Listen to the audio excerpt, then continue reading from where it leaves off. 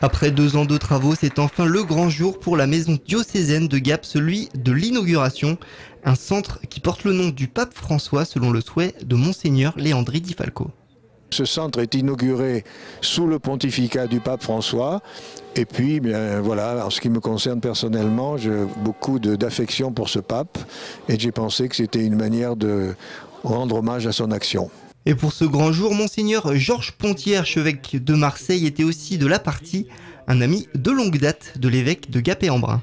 J'ai fait allusion à cette double action qu'il a menée, celle des prêtres chanteurs et puis celle de faire travailler ici, dans ce même lieu, des forces différentes qui travaillaient de manière dispersée, la cigale et la fourmi.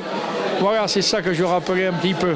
Et parmi les personnalités, de nombreux laïcs, comme le préfet des Hautes-Alpes, Pierre Bénard, qui a été le premier à signer le livre d'or de la maison diocésaine.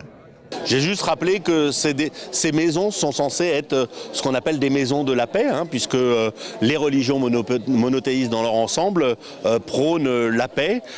Et donc voilà, mais c'est un message évidemment totalement républicain et laïque. Inauguration réussie donc pour le nouveau centre diocésain qui va réunir tous les services du diocèse de Gap et d'Embrun. À noter que 6 mois de travaux sont encore nécessaires pour terminer l'édifice.